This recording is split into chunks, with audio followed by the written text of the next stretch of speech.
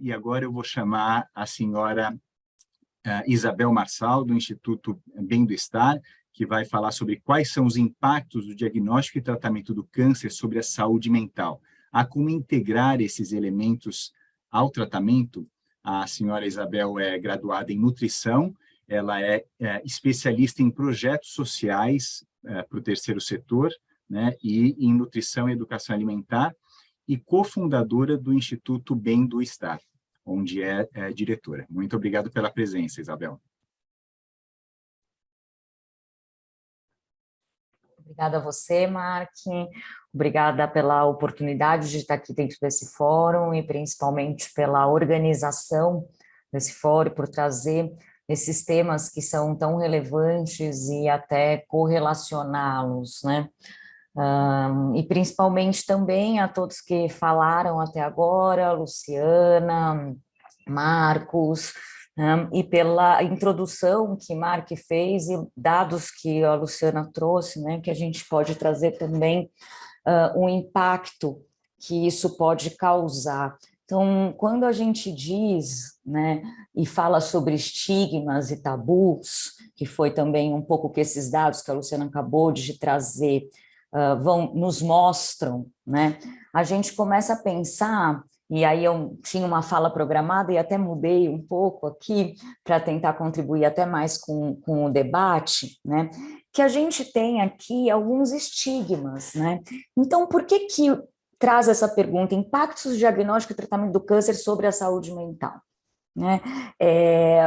Não seria, eu acho que a gente poderia até abrir, a gente está fazendo um recorte aqui no câncer, mas se a gente colocar as doenças que existem no estigma de morte, né? As doenças que têm já uma predisponibilidade, não que isso seja normal, existe uma predisponibilidade para dor crônica, né, que está muito relacionada ao adoecimento mental, a gente vai olhar que todas elas possuem um estigma e um tabu. E vai ser unido a um outro grande tabu, que é a saúde mental, né? A pandemia trouxe tirar o véu para uma pandemia que já existia sobre saúde mental, e eu digo muito isso nos nossos debates dentro do Instituto e aonde eu participo, né? Porque muito vem se dizendo sobre a pandemia gerou uma crise de saúde mental, né? A quarta onda.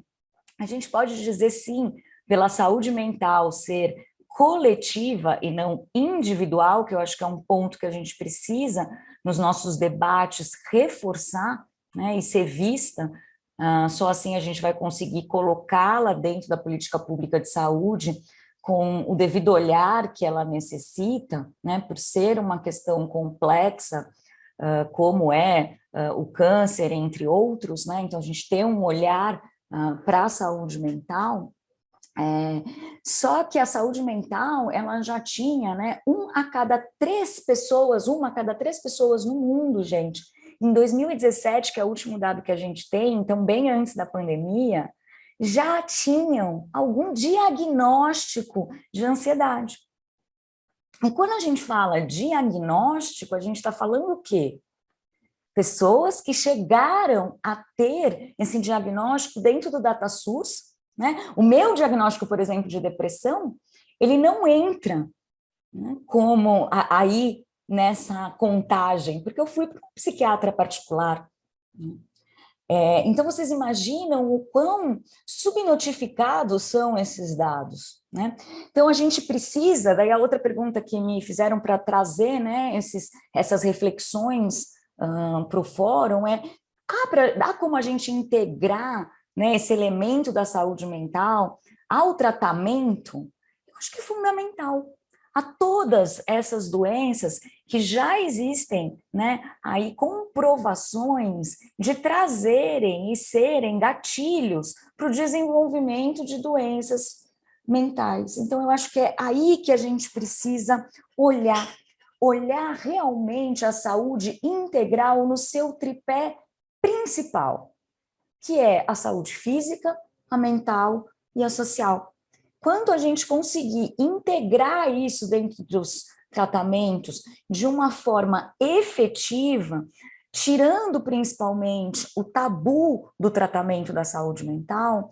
Eu falo isso e às vezes as pessoas não entendem o porquê que eu reforço tanto essa questão do tabu, mas eu tenho, por exemplo, dentro da minha própria família, eu que fundei, que hoje sou estudante de psicanálise, e fazia tempo, viu, Mark, que ninguém me apresentava como nutricionista, porque atuei muito pouco nessa área, eu me especializei e estou há 18 anos, né, à frente da gestão de projetos sociais, e com esse viés muito forte para a saúde mental. Então, eu acredito que é esse olhar que a gente precisa ter, porque dentro da minha própria família, né, eu tenho pessoas que eu ainda não consegui convencer a procurar um tratamento psiquiátrico ou com um psicólogo. Então, a gente precisa realmente, na base, principalmente dentro da atenção primária, começar a inserir o profissional, né, o psicólogo, o psiquiatra, como alternativas dos tratamentos de saúde integral. Eu acho que essa é uma reflexão que a gente precisa ter e precisa incluir. Eu acho que é isso que nos meus 5 minutos, que passam tão rápido, era o que eu tinha para contribuir com vocês.